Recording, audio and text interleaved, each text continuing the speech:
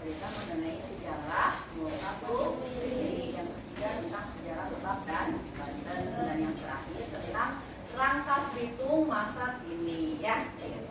Nah, adik-adik sekarang berada di ruang sejarah kolonial. Di sini kita menampilkan film dokumenter.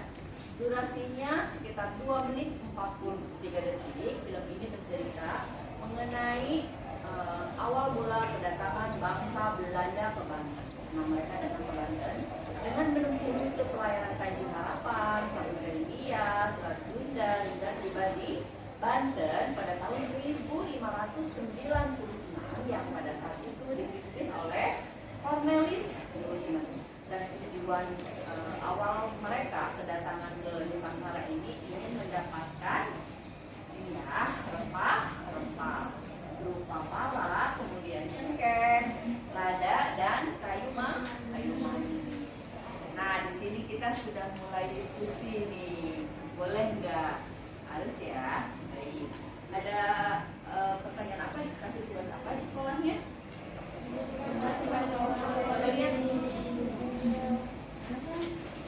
mana catatannya?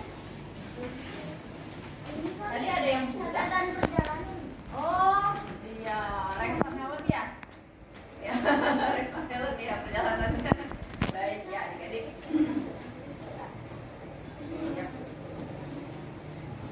Ya, jadi sejak awal abad ke-16 ya, kita dikuasai oleh beberapa negara dari Eropa yang kita pernah dijajah oleh Portugis, Spanyol, Inggris, dan Belanda. Namun di ruangan ini lebih dijelaskan tentang Belandanya, karena branding museum kita adalah Multatuli, dan proses Multatuli itu berasal dari Belanda. Boleh dicatat kalau misalkan ada yang penting-pentingnya ya. Jadi Multatuli ya diambil dari bahasa lain, tetap ditulis ya, apa ya? Ya.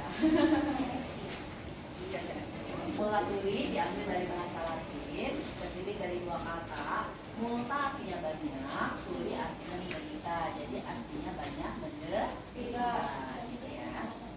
Multatuli dalam kurung Latin, Multatuli dalam kurung Latin artinya banyak menderita. Kakak, jika mau menuju ke ruang berikutnya silakan, nggak apa-apa. Adik-adik sini agak kesini, jangan lupa di jalan ya. Banyak membuat peraturan baru dan menutup akses perdagangan antara Asia dan Eropa, tepatnya di Bandar Byzantium. Dan akhirnya orang-orang Eropa mereka tidak bisa mendapatkan rempah-rempah secara langsung, gitu. Dan akhirnya mereka pun berpikir untuk mendapatkan rempah-rempah ini ke negara penghasilnya, yaitu Nusantara. Namun di ekspedisi awal dia pun melakukan perjalanan dan tidak langsung nyampe ke Nusantara pada saat itu, melainkan mereka juga nyasar datangnya kemana? Ke India. Kemudian ada penyebutan India Barat dan India Timur, gitu. Bagaimana ceritanya? Jadi ceritanya seperti ini.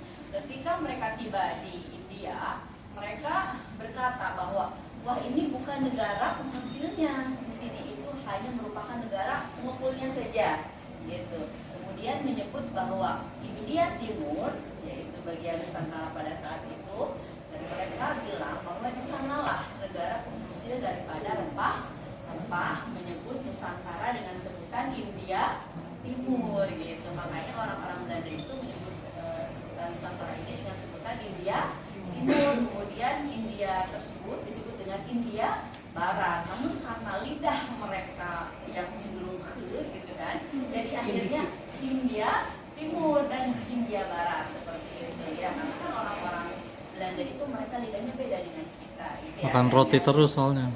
Kemudian pada abad ke-16 untuk pala ini banyak ditemukan di Kepulauan Banda ya. Kemudian untuk cengkeh dan kayu manis banyak ditemukan di daerah Maluku Utara, dan lada banyak ditemukan di kita, tepatnya daerah Rajasari Pandeglang, kemudian daerah Ciongos Serang. Jadi lebih luasnya itu Pulau Jawa dan Sumatera. Makanya Cornelis Jonan datang ke Nusantara, tepatnya ke Banten ini, karena mereka tahu di Banten itu adalah pusatnya lada, ya, rempah-rempah berupa lada. Dan untuk tanaman asli dari Nusantara kita cuma punya satu, cengkeh. Cengkeh ini tanaman asli dari Maluku. yang lainnya seperti pala, kemudian lada. Orang-orang Eropa mereka sering datang ke Nusantara. Mereka bawa sutra, dan kita punya kelapa, gitu, punya coklat. Itu ya sayang ya. Iya. Nah kalau kelapa juga tanaman Indonesia. Jadi banyak sekali tanaman bukan asli Indonesia tapi tumbuh subur di Indonesia. Kalau tanaman asli Indonesia itu cengkeh diantaranya, gitu ya. Kalau kelapa dari mana ya? Nanti tanya aja gurunya ya, bagian geografi deh ya. Nah, Bu Fani tuh. Nah, apa? Ada yang bilang dari Yunani katanya ya. Seperti itu. Silakan adik-adik ada yang ya. Kapal tersebut merupakan jenis kapal perang dan Prenigosumsi company. Beda lagi sayang ya. Gerak dari sapi muda atau sapi mereka ya. Lalu bagaimana cara mengawetkan daging tersebut? Mereka mengumpuli daging-daging tersebut menggunakan apa saya ini namanya? Boleh disentuh. Cengkeh itu yang udah dijemur ya kak ya? Ini sayang yang udah dijemur. Kalau belum dijemur warnanya yang belum matang hijau, yang sudah matang warnanya merah. Kemudian hasil panen ya. Peraturannya itu dijual kepada pihak kolonial Belanda. Di ruang multatuli. Kalau ada pertanyaan boleh bertanya ya sayang. Ya siap.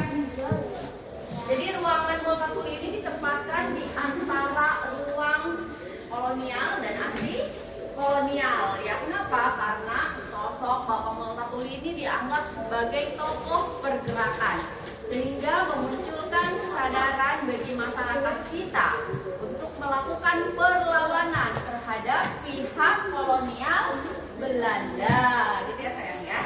Nah, tadi untuk biografis Multatuli sudah dijelaskan ya, Multatuli berasal dari apa, lahirnya di mana, bekerja sebagai apa, sudah dijelaskan ya. Perlu diulangi lagi atau misalkan ada pertanyaan seputar biografi Multatuli silahkan, ini tanya diacukan aja.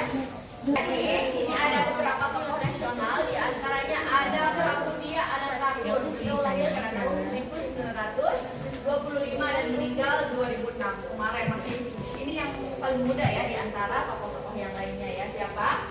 Bapak Pramudia Anantatur.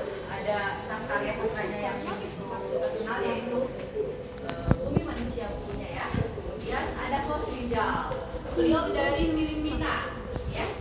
Keren ya, dari Filipina pun ternyata ada tokoh pengagum dari Bapak Multatuli. Bahkan dia tuh saking kagumnya dengan Bapak Multatuli, dia terinspirasi bagaimana cara proses memerdekakan negara Filipina pada saat itu. Dia baca Maksatulat dan akhirnya dia ketemu tuh solusinya, oh ini anti kolonial gitu, anti penjajahan, karena dia baca Maksatulat karena temanya tentang anti kolonial, anti kolonial penjajahan. Dari mana saya? Filipina. Nah, selanjutnya ada Bapak Ahmad Subarjo ya, beliau lahir pada tahun 1896 ya, wafatnya 1978. Menlu pertama Republik Indonesia. Ada Bapak Presiden pertama Republik Indonesia siapa? Soekarno. Presiden kedua siapa? Soeharto. Ketiga? Keempat? Gus Dur. Kelima? Megawati. Jokowi, partisipasi ya perempuannya. Siapa namanya? Raden Adil Kartini. Enggak tahu ya siapa itu ya. Nah, beliau juga ternyata salah satu tokoh pengagum dari Bapak Multatuli.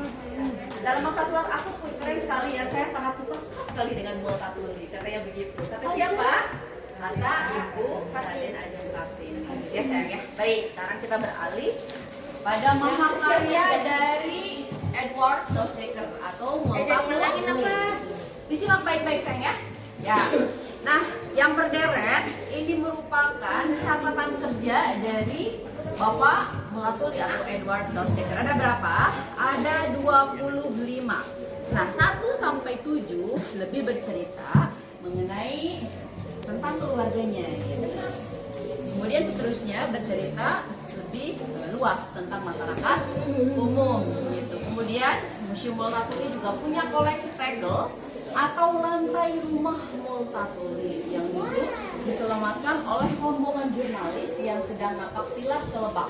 Mereka menemukan 2 buah lantai ini yang tergeletak di bak sampah.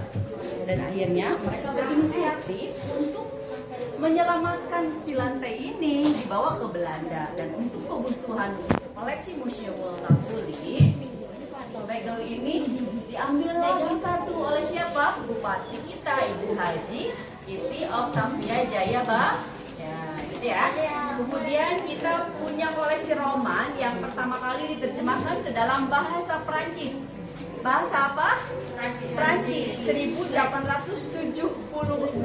Nah, kalau pertama kali terbit itu dalam bahasa Belanda 1860. Ya, selanjutnya ada Ide Multatuli dan ada brief. Brief itu dalam bahasa Belanda artinya amplop. Maksudnya surat menyurat.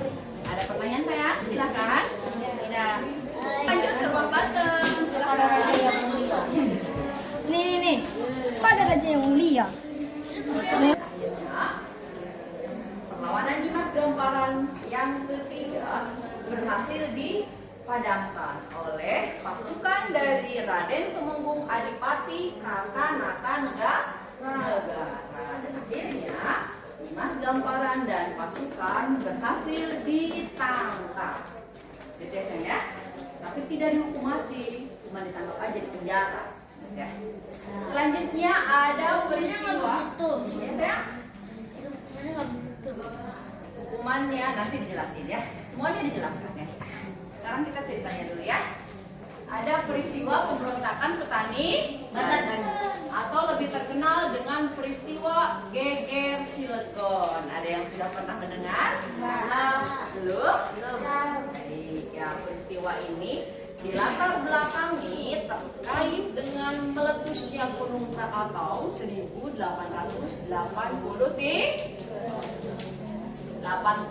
abunya aja sampai ke Cina.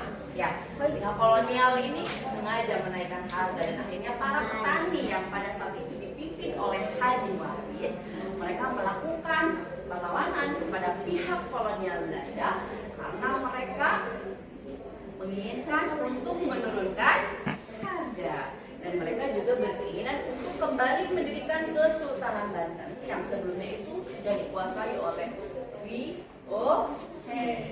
Dan mereka juga berkeinginan untuk kembali bisa mengumandangkan azan melalui pengeras suara karena tidak boleh azan pada pengeras suara itu nggak boleh gitu ya.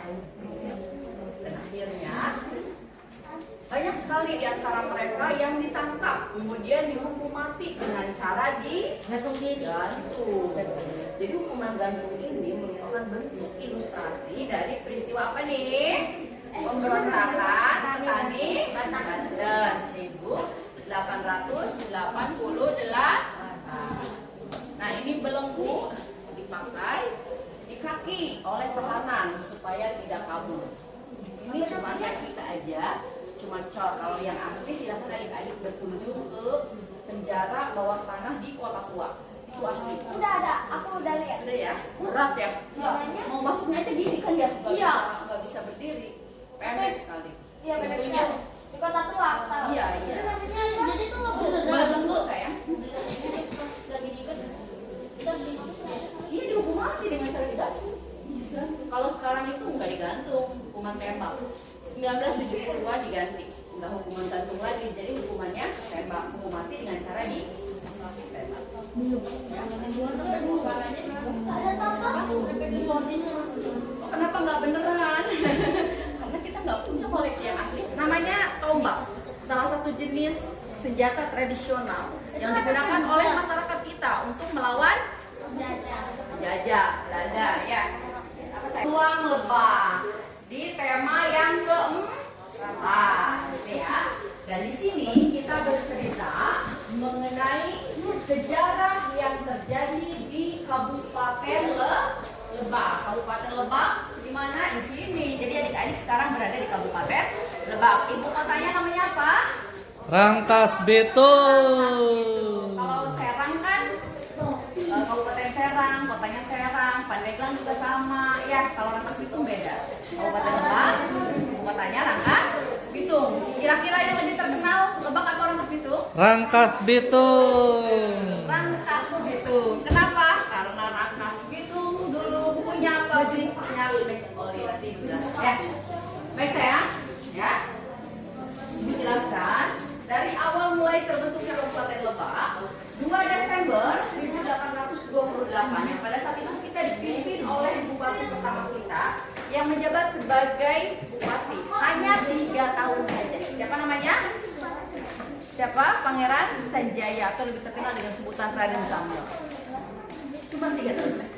Dan digantikan ya 1830-an beliau sebelumnya menjabat sebagai Demang di Jasinga Bogor dan beliau juga salah satu yang berhasil memadamkan peristiwa Nyimas Gamparan 1829 ya dan diangkat menjadi bupati kedua di Kabupaten Lebak dan beliau bupati tertua, bupati terlama, jadi terkenal dengan sebutan Regent Sepuh atau Bupati Tua. Beliau wafat pada tahun 1879 gitu ya. Iya, kita punya display peta lama Lebak. Ini ada keterangannya. Kira-kira di mana nih sayang? Ada yang tahu? Area pendopo bupati di depan kita, Seta, ya. Kemudian ada alun-alun Rangkas Bitung abad ke-19. Berarti kalau abad ke-19 terjadi pada tahun 1800-an, gitu ya. Abad ke-19. Kemudian ada rumah asisten presiden Lebak. Ini rumah Multatuli yang terletak di belakang Rumah Sakit Umum Aji Darmo. Jadi adik-adik kalau mau ke sana sekalian nih ke Museum Multatuli, kemudian pengen lihat rumah Multatuli silakan. Namun kondisinya tidak utuh seperti sekarang, hanya sekitar 25%-nya saja.